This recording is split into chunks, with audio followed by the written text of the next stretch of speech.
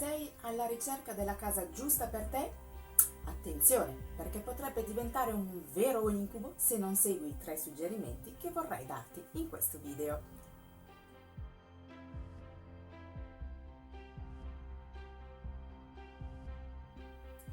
Ti sei mai chiesta cosa hanno in comune una casa e una persona? Beh, per entrambe trovare quella giusta non è per niente semplice. Tuttavia, per la casa, così come per le persone, esiste un certo feeling che ci fa capire senza ombra di dubbio quando abbiamo fatto la scelta giusta. Come anticipato, in questo video ti parlerò di come cercare e trovare quel feeling ed evitare di trasformare la ricerca della tua casa in un vero e proprio incubo.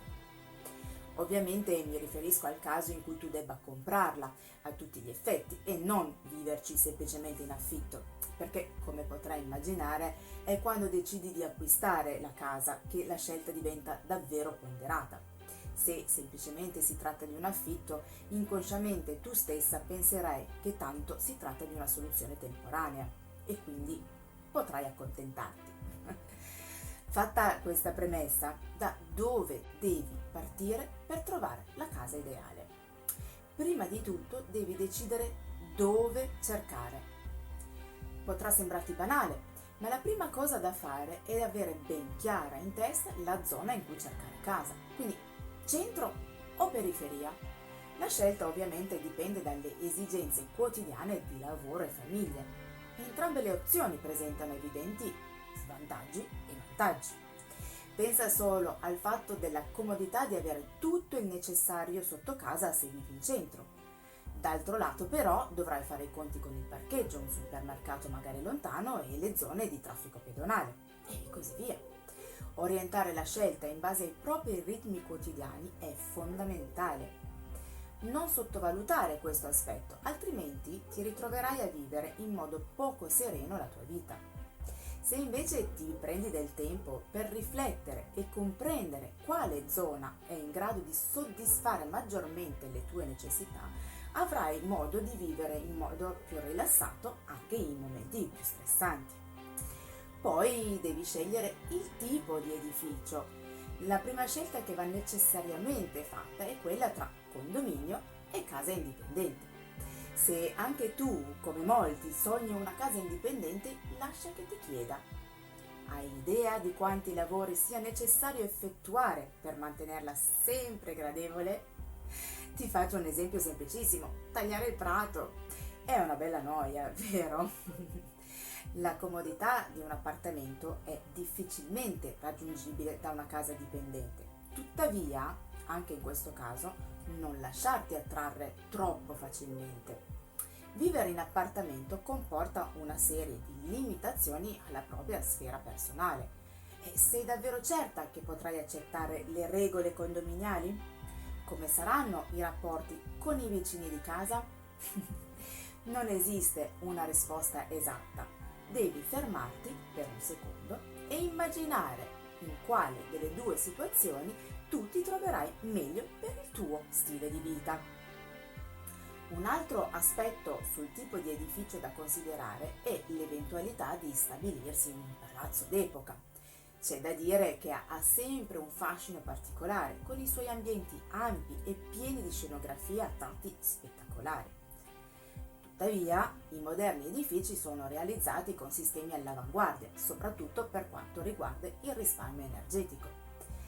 Per trovare un compromesso potresti cercare un palazzo d'epoca completamente ristrutturato, in modo da non rinunciare al suo charme e allo stesso tempo non privarti del valore aggiunto dato dalle nuove tecnologie energetiche. Infine, gioca con le piantine. Il passo successivo alla scelta della tipologia del casa consiste nel giocare con le piantine. Ora mi spiego meglio. Una volta vista una casa che ti pare essere interessante e possa adattarsi a te, ti consiglio di chiedere subito una piantina. È vero, la maggior parte delle piantine sono quelle catastali, con tutti i limiti che ne derivano. L'importante però è che tu abbia in mano una piantina in scala e che abbia potuto visitare la casa. A questo punto armati di matita e righello e inizia a disegnare sulla piantina i mobili che hai già o quelli che intendi comprare.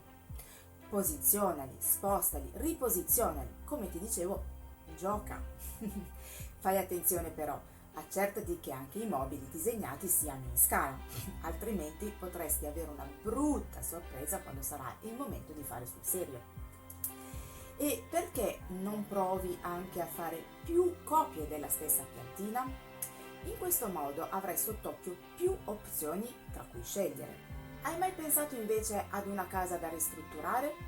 In questo caso gli spazi di manovra saranno più ampi per quanto riguarda l'arredamento, perché a meno di non imbatterti in mura portanti, qualche modifica agli interni li potrai fare.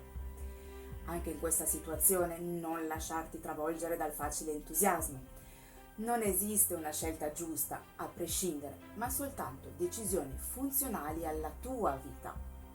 Se scegli una casa da ristrutturare, infatti, a fronte di maggiori spazi di manovra, dovrai fare i conti con tanto tempo ed energie da spendere. Dovrai affidarti a un geometra o un architetto, a una ditta che sappia portare a termine i lavori in modo efficace e in tempi prestabiliti. Anche in questo caso il mio consiglio è quello di giocare con le piantine. Le misure sulla carta infatti non mentono, mentre guardando l'ambiente dal vivo spesso ci si fa prendere dall'entusiasmo ritrovandosi poi con spazi non sfruttati a dovere. Ricapitolando, dovrai scegliere la zona in cui vorresti vivere, il tipo di immobile, come arredare attraverso l'utilizzo delle piantine. E ricorda sempre, la casa perfetta non esiste. Certo, puoi sempre costruirle dalle fondamenta, però nella maggior parte delle volte bisogna scendere a qualche compromesso. E trovare il compromesso giusto non è assolutamente facile. Il rischio di gettare al vento tempo e soldi è proprio dietro l'angolo. Per questo potresti volerti rivolgere ad un professionista che ti permetta di trovare la scelta ideale per te e per la tua famiglia, senza incappare in errori dettati dall'inesperienza che ti costeranno davvero molto caro. Perché cercare casa non dovrebbe mai essere un incubo, ma solo l'inizio di un sogno. Se il video ti è piaciuto, fammelo sapere con un like o con un commento e non perderti i prossimi video iscrivendoti al mio canale se non lo hai ancora fatto.